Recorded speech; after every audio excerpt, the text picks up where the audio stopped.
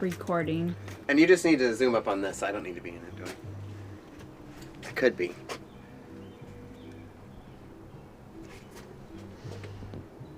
The Blue Apron Cooking Show. Take 1 of 1.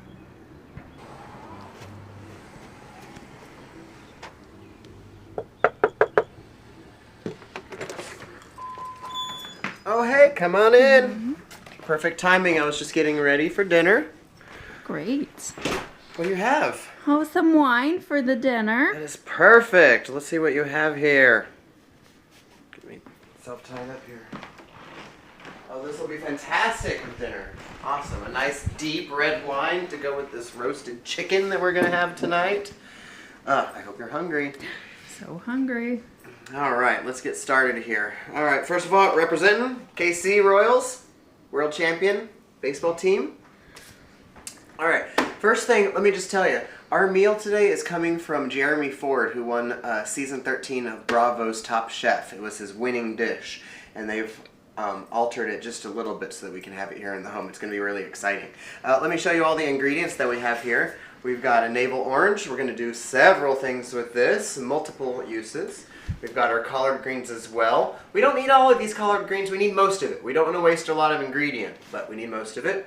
A little rosemary, and then you'll see some more things as we go along. But the first thing is today we're going to roast the chicken, like I said, as well as our mixed mushrooms. So we're going to have to start our oven right now. Something really screaming hot, like 475 degrees. It takes about 20 button pushes in my oven. There. Fingers all worn out. All right, so now we have to wash and dry the fresh produce. Make sure that you wash and dry is the key thing there. You want it to be clean, but you want it to be dry because you don't want soggy anything. Maybe cereal, but we're not making cereal today. I like soggy cereal. All right. Also, one quick thing. The mushrooms. Never put your mushrooms under the faucet when you're washing them. That's not what washing your mushrooms mean, because mushrooms are they will absorb any liquid. That's why when you cook them in butter, they are so delicious and buttery and smooth and silky, because they absorb that butter really, really easily. So if you put them underwater, what are they going to do? They're going to be watery mushrooms. Who wants watery mushrooms? Anybody? Anybody out? No, nobody wants watery mushrooms. Did you hear those crickets? So the best thing to do is instead, just take a damp paper cloth, paper towel, and just paint away. It's very therapeutic. Such as is cooking for me. I'm a teacher, and so after a very rough day of teaching inner city middle school students mathematics, which is not very important to them, I gotta tell you, it should be, but it's not. Cooking is very therapeutic. And we should open this bottle of wine that you brought for us, don't you think? Absolutely. I think that wine is just like cooking, is a multi-sensory experience. Okay? Think about all your 5 senses when drinking wine. Obviously, there's the flavor, very complex flavors, the tannins, whether it be hot or cold, if it's a warm or room temperature red wine, or if it's a cool Chardonnay. And then you've got your sense of taste. You've also got your sense of touch when you're holding it in your hand. Here's our wine glasses. You obviously have your sense of sight when you're seeing this deep red color, or even sometimes when you're drinking a white wine, you can see the butteriness that comes through. You can see how thick it is and it's vibrant. And also, whenever you're talking about touch, then you've got the tannins on the side. Your tannins are from those skins of the grapes, and the thicker they are, this is something that's important to me, the thicker those tannins are, the higher the alcohol volume. So just keep that in mind. If you have some really thick tannins, you might just want to have 3 glasses instead of 6. Okay? And if you're not a wine connoisseur, if you haven't swiveled your wine around very much before, then instead of trying to do it in your hand, in which case it might come out of the glass, how embarrassing, especially at a fancy dinner. Just keep it on the table like that. Are you seeing that? And then just swivel it around right on the table. Look how fast that's going. Look how vigorous that is. You're releasing all of those flavors. You're letting it breathe, and then it's going to be really, it smells so good. But like I said, wine is a multi-sensory experience. So you also, believe it or not, you need to finish off those senses. Have we heard anything yet? Haven't heard anything yet. You know why? Because we haven't toasted. Cheers. To roasted chicken and wild mushrooms. I'm holding my wine by the stem right now. You don't have to with red wine because it's already a warm ingredient. But definitely if you're having a white wine, make sure you hold it by the stem. You don't want to jeopardize the flavor and the texture and the temperature of your wine. Okay, so let's go back to preparing all of our ingredients. First, we're going to start with our collard greens. Look at this thick stem here. And by the way, Magica Television, since we started here, everything's already been washed. It's simply magical. I promise there isn't an already finished dish in the oven though. So what we're going to do is, if you see the stem here, the stem is very rough texture. We don't want that, so we're just going to slice it off like that. Does your knife not slice through things very easily? If that's the case, make sure, and you can just, here, I'll show you what I have. We've got a knife sharpener. Very important tool for any kitchen. Okay, maybe $10, but just a couple slices through there every week or so, that's going to sharpen your knife. Or, on the other hand, if you prefer, you could just have a knife like my brand, which I prefer, is Cutco. Okay, favorite knife. Not only because of the handle, but because it's always sharp. Actually, listen to this. No, listen. Do you know what that is? That is a... It's not an A, it's a B sharp. You know why? Because the Cutco, always be sharp. And this, just throw it on the ground, whatever you want. It's green, it belongs on the ground, like grass, right? We're just going to cut these off. It doesn't take much. I mean, we're going to waste as little as we possibly can, but we're not going to spend 3,000 hours not wasting it. So, quick little slice, and there you have it. Now we've got these. All right, so first for our roasted chicken and mushrooms, we're going to take our collard greens. These will be used later. We're going to saute these. They're going to wilt down really nice, turn into a vibrant green, and become so flavorful.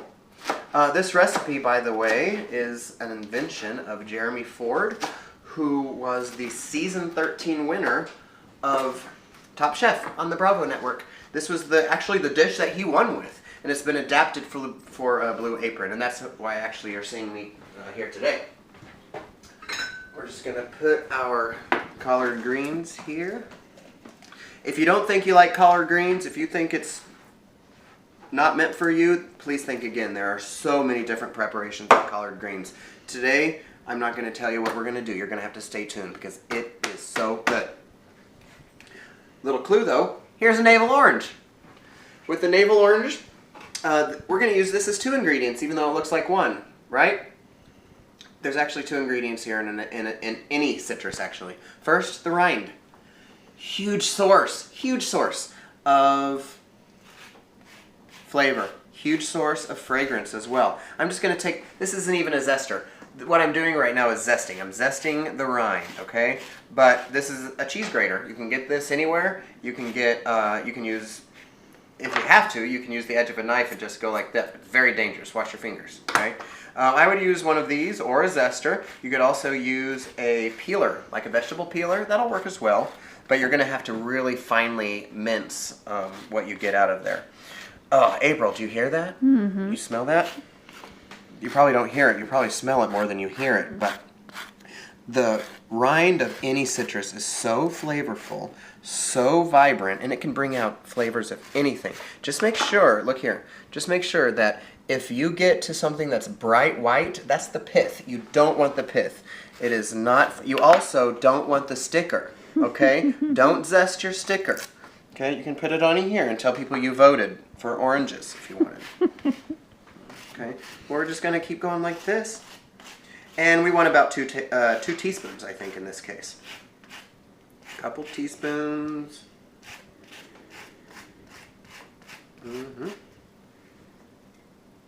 There we go.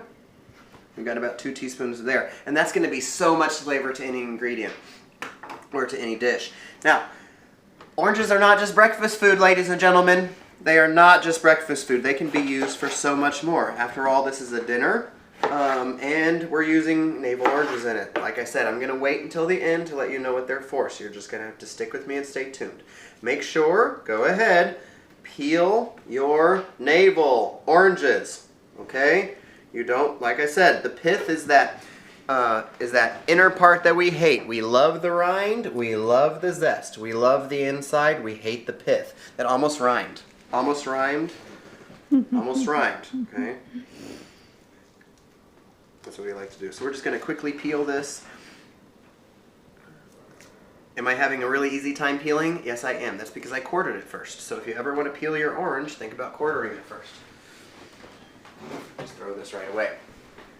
Alright, and for this recipe, we're just going to need to simply dice these up. Dice is a little bit bigger than mincing, okay? Mincing is whenever something gets really tiny. Dicing is a little bit bigger hunks. Who doesn't like a bigger hunk? So there we go. You know, going back to the sharp knife, you know, what's really important also about having a sharp knife is if you have a dull knife, think about it. If you accidentally cut yourself, then the dull knife is going to be tearing your skin apart. It is going to get an infection, maybe not heal for a long time. It's going to take a long time to heal. If you have a sharp knife, then if you do cut yourself, clean cut, it's going to heal really quick, especially if you add the trifecta, Band-Aid, Neosporin, and hydrogen peroxide. Just so you know, if you're interested in cooking for your life, you will need that trifecta available. Let's see, what else do we have to cook? We've already washed these, and by wash, remember what I said, we're not washing these mixed mushrooms. We are simply cleaning them dry with a wet cloth. Because if we don't, if we use water, they are going to be watery mushrooms. Do you hear that in the background? That is the oven being preheated. As I promised, it's not the magic of television. I don't already have something already cooked in there. This is real time. This is real life. Soon you will hear an ambulance or a fire truck or most likely a police car outside, because this is not a set. It's a real house of Kansas City, not of New York or Beverly Hills. Okay, while we're at it, I do want to let you know about Blue Apron brings these meals all the time. Look how beautifully illustrated this is. This tells us all about the background. In this case, it talks a little bit about Jeremy Ford, a little bit more background information. Jeremy Ford, when he was 16, here's the illustrated steps. Each step has multiple steps in there.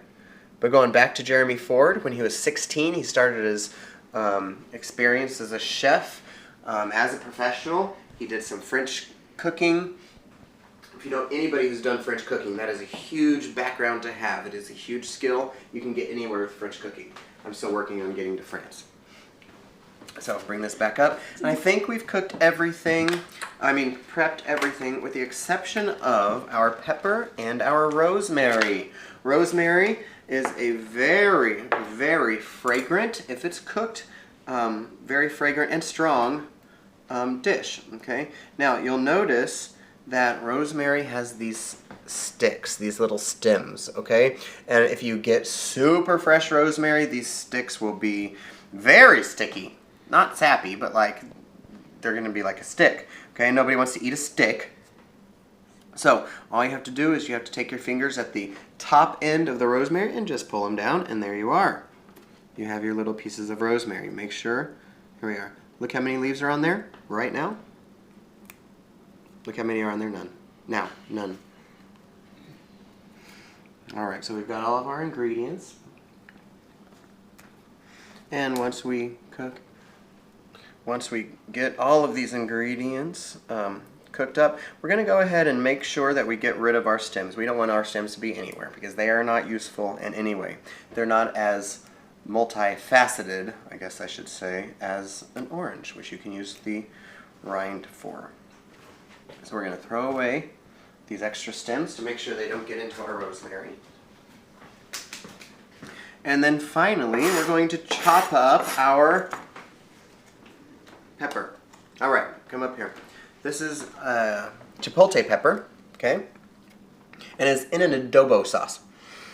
It almost smells like a Mexican barbecue almost. Who doesn't want to go to a Mexican barbecue? But inside these peppers, you will see, we're going to slice it really thinly. Inside these peppers, you will see the seeds, just like in a jalapeno. The seeds are what make it spicy. So, unfortunately, the pepper in the adobo sauce is very sticky. It's going to be hard to get the seeds out. So, sorry, it's going to be spicy if you put all of that in there. But that's fine. But if you're doing something like jalapenos, if you're having a tailgate and you want some cream cheese stuffed jalapenos with shrimp wrapped in bacon, something I do all the time, then you can just take the seeds out. And it's going to be more flavor and crunch from the jalapeno than spiciness. Okay?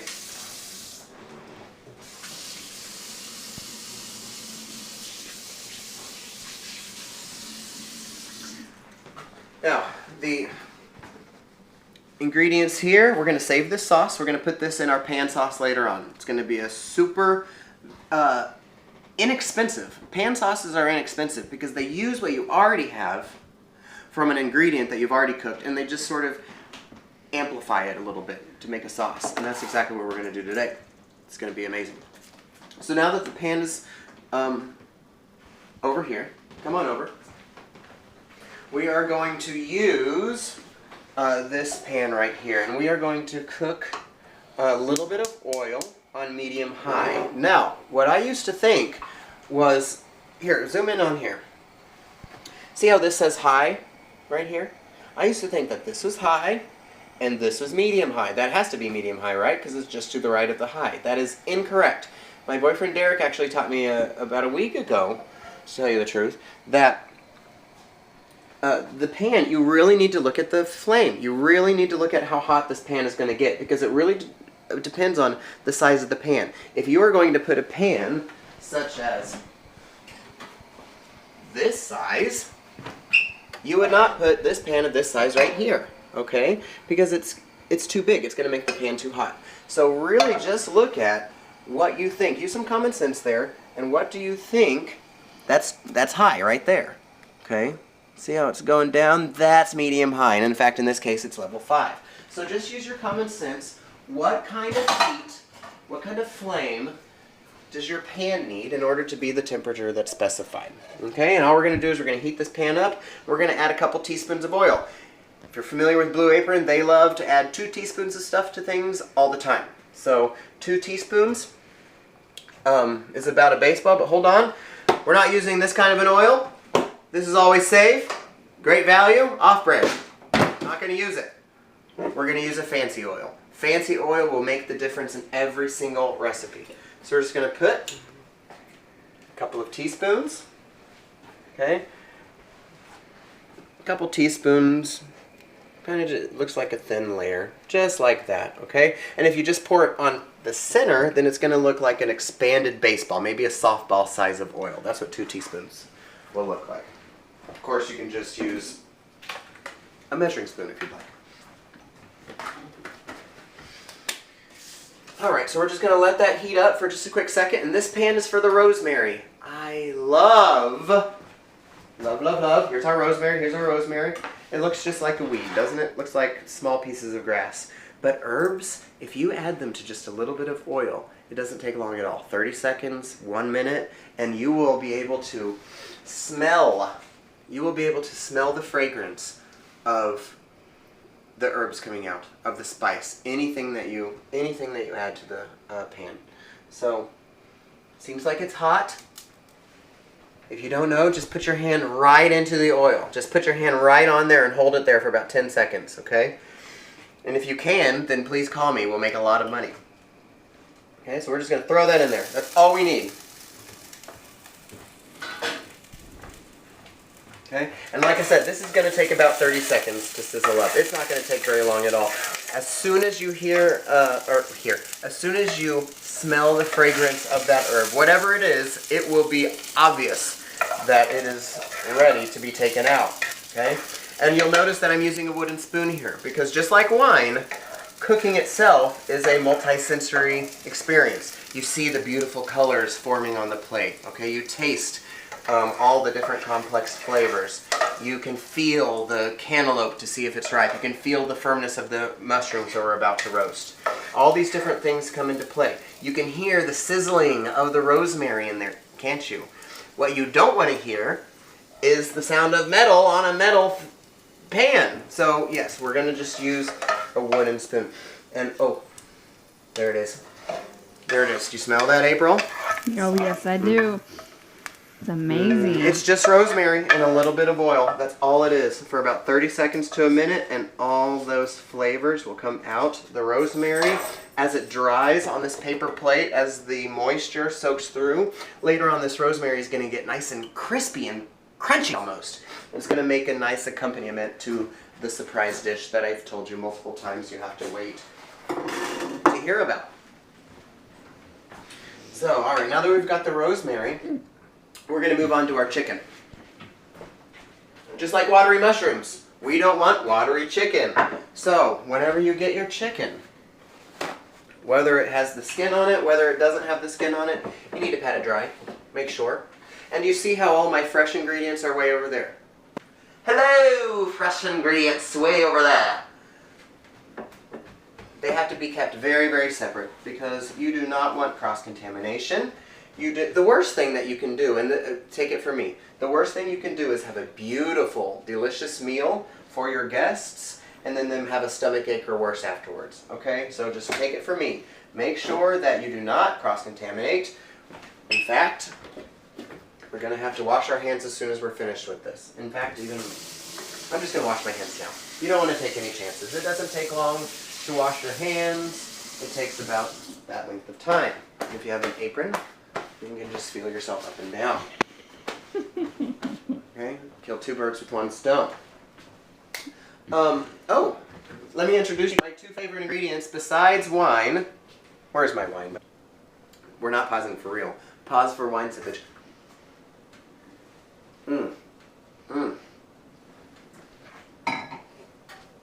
You are a wine connoisseur because that is delicious. Alright, so my two favorite ingredients in the kitchen are salt and pepper. I don't have an opinion on that. That was somebody else. You'll get introduced to her soon. My two favorite ingredients in the kitchen are salt and pepper. And a lot of people don't know exactly what the uses for salt and pepper are, okay? Salt and pepper, if you add it to something after it's been cooked, yeah, it's going to make it salty and peppery. However, if you add salt and pepper throughout the process of cooking, in between steps and in between recipes as you add something else, then it doesn't add saltiness and pepperiness. The salt and pepper simply brings out the flavor, okay? And if you want to be even more consistent with your salt and peppering, up here. Just sprinkle it down from way up high. And then if you have some salty dishes, that's going to keep that from happening. Alright, so here we are. We're going to take that oil that we have from the rosemary. We're just going to use it. We're not going to waste it. That oil has so much flavor in it from the rosemary right now. We're just going to use it again. Where's my heat? There we go. And we're just going to heat this back up. And since the pan's already pretty fairly hot, we're not going to have to wait very long. What we're going to do is we're going to roast the chicken in the oven pretty soon. But what we need to do is we need to start the chicken with a crispy skin. Okay? And once we have a crispy skin, we can put it in there to finish cooking. And then that way the chicken doesn't get overcooked. It finishes baking in the oven. It's going to be a wonderful day. Yeah, it already is a wonderful day.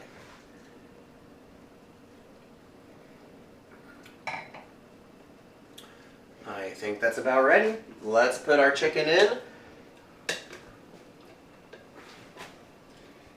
Now you see how I've used this wooden spoon? I'm going to have to wash it. Okay?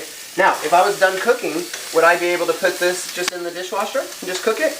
Absolutely not. Because what happens with wood, if you're deciding to use wood, is in the dishwasher it's so hot. Hundreds of degrees in there. Well, about 200 degrees in there. And what happens to wooden utensils, sorry, do you just love that sound? Oh. Oh. That is smells so good. Don't eat it now though. Okay, you're gonna get sick.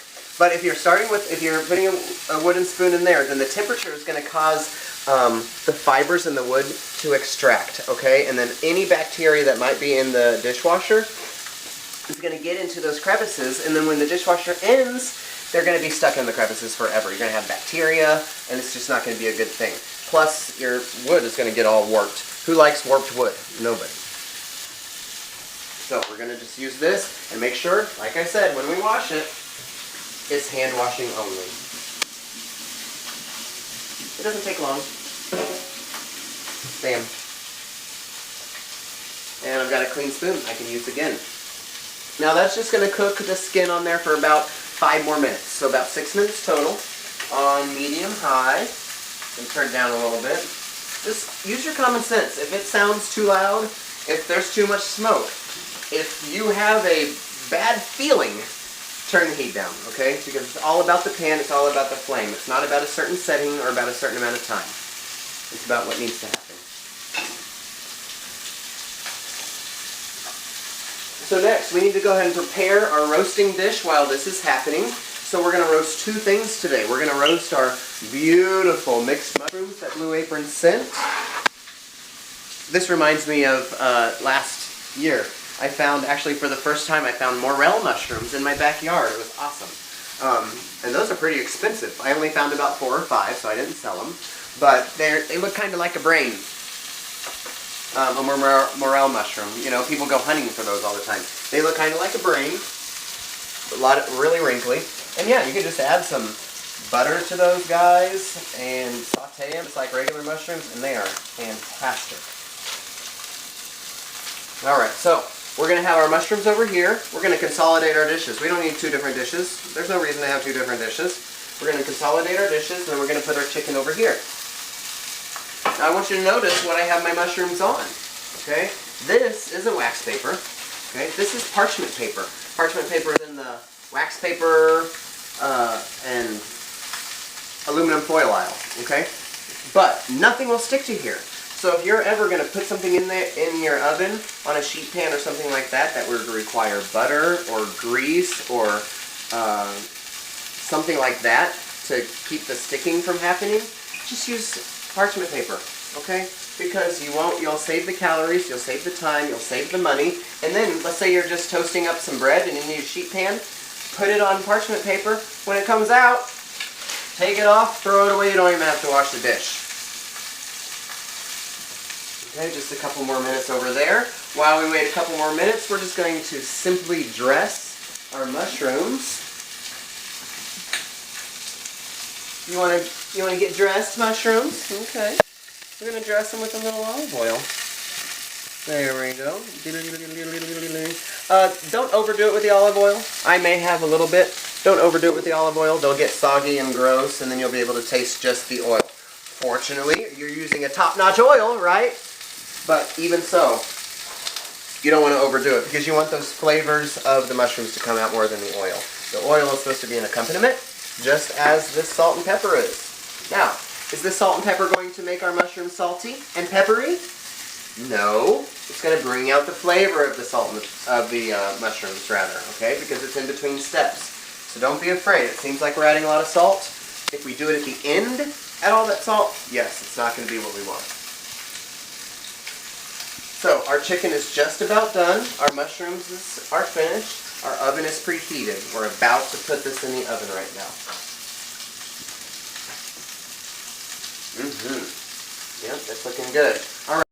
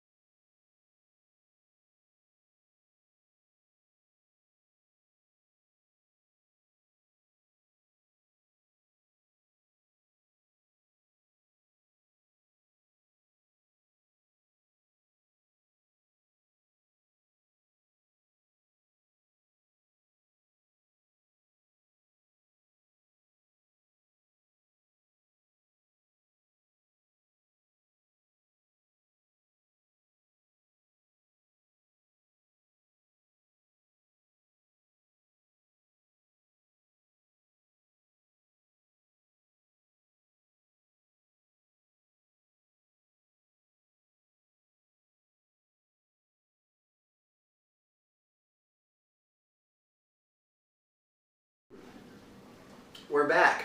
I just finished a bottle of wine while you were gone, and I'm about to fill this one up. And you might even be able to hear that delicious sizzling sound of the chicken that's in the oven, as well as those mushrooms just cooking away. Got about 9 more minutes on there. We're going to start making the sides. So if you've been anxiously anticipating what the hell that orange is going to be for, even though an orange is normally for breakfast, then you're about to find out. But first, let's grab a ton of ingredients. Where's my scoop? Here it is. I'm going to scoop up about half my orange. There we are. I'm going to scoop up about all of that. Look at this. Look at this. Oh, God. Look at this beautiful zested orange. It smells so amazing. And then going with this, it is going to be just perfect. So we're going to add that. We're going to add this. We're going to add all these things. And you know, let's go back to Blue Apron for a second. They really make it easy on you.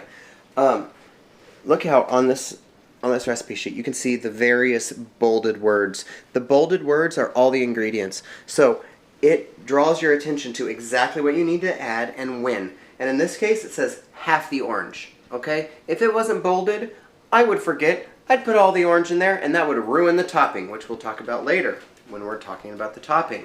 So, collard greens, orange zest, got it. Check. Half the orange and a 1/4 cup of water. Now, whenever you're doing your measuring cups, make sure that you have a measuring cup where the measurement is engraved or ingrained somehow. Otherwise, through several vigorous dishwasher cycles, it's going to be worn off. And obviously the smallest one is the 1/4 cup, the next one is a 1/3. Some people don't know that, and honestly, I don't really want to think about it every time. So, just make sure that you have some nice quality measuring cups. Also, oh God, look, it's spraying all over the place. If you want to reduce something spraying out at you, just let the water barely touch the side. Look at this. It's barely filling up, okay? That's the best way to do it. Now, if you live in California or somewhere that has a shortness of water, then maybe you don't want to do that because I just wasted a lot of water. But I take 30-minute showers as well. So, but I was supposed to think that. So, now that this is heating, the oil is heated back up. Now, this is the same oil that we used for, what did we use this for? We used it for the rosemary, right? This is the same oil for the rosemary. It's got all that rosemary flavor. I think I may have said that earlier already. We're just going to add all these things. Listen. Listen to this sizzle.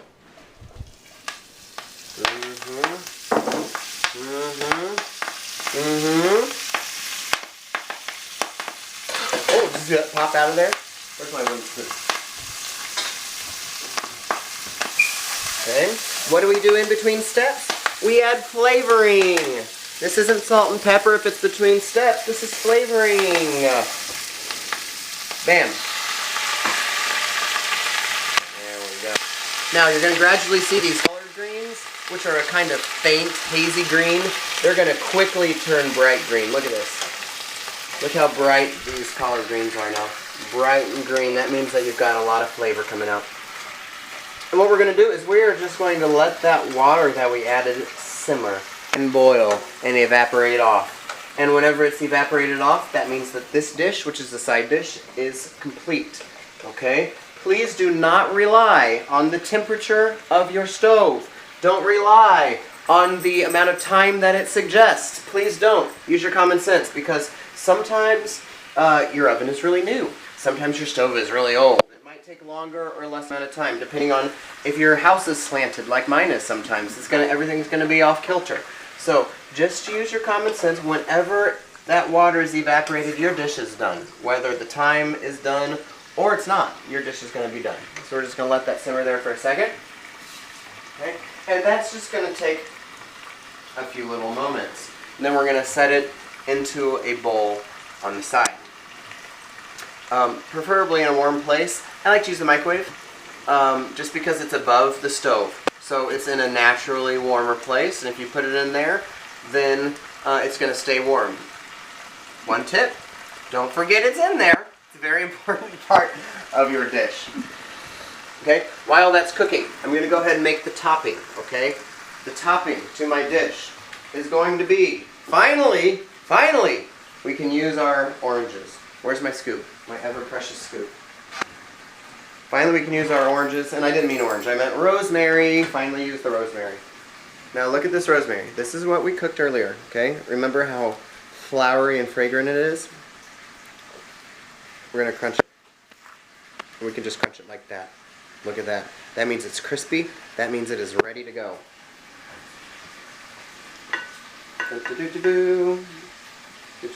Get every little piece. Look at that rosemary oil. That is so good. Oh. I wish I could do something with this. I'm just going to put it there for now. Alright, so all we need to do is we need to put this in here together.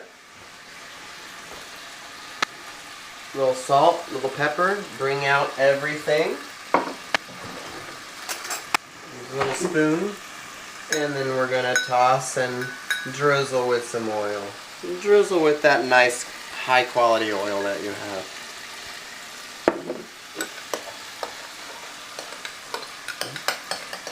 Oop, get in there. What? It's so fragrant. Again, you can, if something gives you some sort of an aroma, you know it's going to be good. You know it's going to be good. Just don't eat it. Just don't eat it right away. Let it set, let the flavors meld, everything will come together. That's why I'm making it while that's cooking. Okay? Back to here. Look how green this is. Look how green that is. Oh my gosh. That is going to be so good. So full of nutrients. Who likes collard greens? I don't really like collard. Yes, I do now. I mean, depending on how you cook something, it is amazing, and this is going to be amazing. That roasted chicken is almost finished. Let's check on it. It's about done. We're going to take it out. Now, chicken isn't the only thing you have to roast. You can roast anything, okay? You can roast, I love to roast root vegetables. You can take a sweet potato. You don't have to peel it. You don't have to wash it. You don't have to do nothing with it. You can just take an old sweet potato, slice it like this so that you get little coins, okay? A sweet potato, a beet, a carrot, a potato. I already said potato, but any kind of potato. Anything that is roastable you can roast. Just make sure that you put it on a sheet pan. That means our chicken is done. And stop. Okay. You can roast anything. All you have to do, drizzle some oil over it if you want. Toss it thoroughly to coat. Add some salt and pepper. Once again, to bring out the flavor. Then cook it, depending on the vegetable, 20 minutes, maybe 30 minutes, maybe less than that. But you can roast anything. You can roast anything. A sweet potato costs what? 68 cents. And if you slice a sweet potato on a bias like this, diagonally, then you could serve 3 people, 4 people as a side dish almost. At least 2 people with 1 sweet potato. I mean, that is more bang for your buck. That is for sure. We're going to take this off the heat. That's about finished there. How do I know? Not because the directions said 4 to 6 minutes, but because the water is gone. If you keep cooking it, even if your time isn't finished, then you are going to burn your greens. Who wants to burn their greens? Not me. By any means, burn my greens. So, I'm going to just toss this in a little bowl. Any bowl will do. Any bowl will do. Let's go back to that parchment paper. Now, I said that parchment paper is better than a lot of different things like aluminum foil. Now, if you want to keep heat into something, then aluminum foil is where it's at. So we want to keep our heat in. Like I said, put it in a microwave, which is already warm. That handle's kind of hot, because it is. And we'll just toss it over there. So, that's warm. Let's think about all the dishes we've got going on. Oh, time to take out our chicken.